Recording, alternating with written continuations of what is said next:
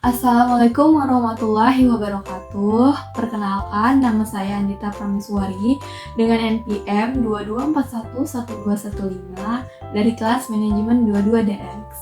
Di sini saya akan memaparkan mengenai manajemen sumber daya manusia strategik. Adapun pengertian dari manajemen sumber daya manusia strategik adalah pendekatan terpadu untuk mengelola karyawan dengan cara yang mendukung tujuan bisnis yang membahas tentang berbagai aspek manajemen dalam organisasi yang meningkatkan kinerja dan produktivitas. Sebelumnya, kita harus mengetahui bidang-bidang dari manajemen organisasi itu sendiri. Yang pertama adalah bidang manajemen sumber daya manusia. Kemudian ada bidang manajemen produksi atau operasi. Selanjutnya ada manajemen keuangan, manajemen pemasaran, dan lain-lain sebagainya. Adapun fungsi-fungsi dari manajemen sumber daya manusia, yaitu ada fungsi pengadaan SDM. Fungsi pengadaan SDM itu sendiri mengenai analisis pekerjaan, perencanaan SDM, rekrutmen, seleksi SDM, dan penempatan SDM. Selanjutnya ada pengembangan SDM. Pengembangan SDM sendiri mengenai analisis pekerjaan, perencanaan SDM, rekrutmen, seleksi SDM, dan penempatan SDM. Kemudian ada pemberian kompensasi. Pemberian kompensasi di sini sebagai kompensasi finansial antara langsung, gaji, upah, insentif, bonus, dan masih banyak yang lain. Sementara itu, fungsi yang lainnya adalah pengintegrasian. Fungsi pengintegrasian maksudnya mencocokkan keinginan karyawan dengan tujuan organisasi yang mencakup motivasi kerja, kepuasan kerja, dan kepemimpinan. Selanjutnya adalah pemeliharaan SDM. Pemeliharaan SDM di sini komunikasi kerja, keselamatan, dan kesehatan kerja. Selanjutnya, kita akan membahas mengenai komponen penting dalam manajemen sumber daya manusia. Di sini meliputi perencanaan SDM, memastikan organisasi memiliki sumber daya manusia yang diperlukan untuk mencapai tujuannya. Selanjutnya, pengembangan karyawan, memastikan karyawan memiliki keterampilan dan pengetahuan yang diperlukan untuk mendukung strategi organisasi. Yang ketiga, manajemen kinerja.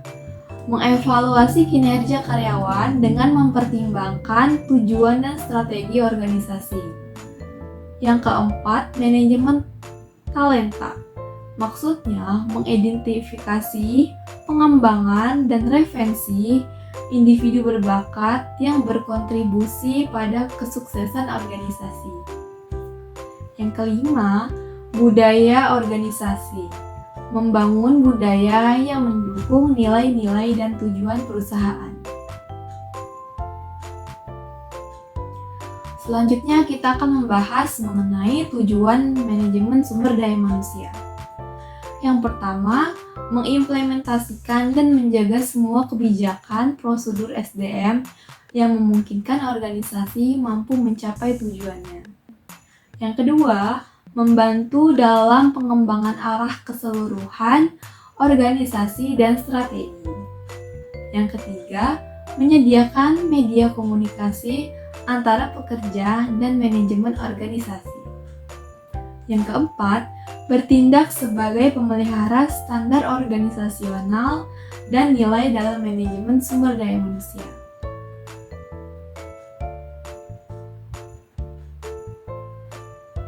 Kita akan beralih topik pada lingkungan manajemen sumber daya manusia.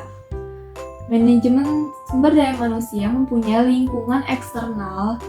Yang pertama ada teknologi, Selanjutnya adalah ekonomi, politik dan hukum, sosial dan budaya, pasar dan tenaga kerja, pesaing, pelanggan, demografi, pemilik perusahaan, dan serikat pekerja.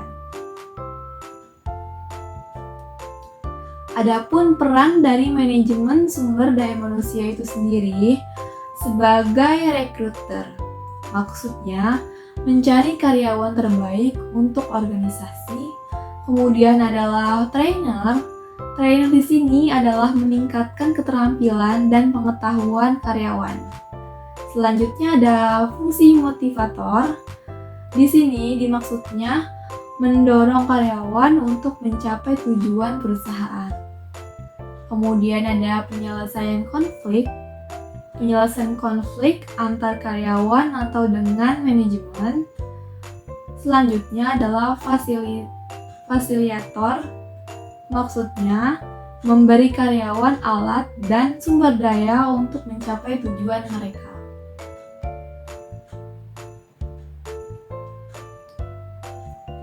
Lalu, apa sih keuntungan penggunaan manajemen sumber daya manusia? Beberapa keuntungan tersebut kesejahteraan karyawan, yaitu memotivasi dan menghargai karyawan, memastikan produktivitas yang lebih tinggi dan kepuasan kerja yang lebih baik. Perencanaan yang lebih baik, yaitu memastikan organisasi memiliki karyawan yang tepat pada waktu yang tepat dan mencapai tujuan dari bisnis. Selanjutnya adalah kinerja yang lebih baik, yaitu memberikan karyawan alat dan dukungan untuk mencapai tujuan mereka agar memberikan hasil yang lebih baik untuk organisasi. Selanjutnya, kita akan membahas mengenai tantangan dalam manajemen sumber daya strategik. Di sini ada 3. Yang pertama adalah komplektivitas, yaitu memiliki banyak variabel untuk dipertimbangkan dan strategi yang sulit diukur. Selanjutnya adalah perubahan teknologi. Maksudnya, perubahan cepat dalam teknologi dapat mempengaruhi kebijakan manajemen sumber daya manusia dan ketersediaan keterampilan karyawan. Selanjutnya adalah krisis ekonomi. Krisis ekonomi dapat memaksa organisasi untuk mengurangi karyawan dan mengubah praktik dari manajemen sumber daya manusia.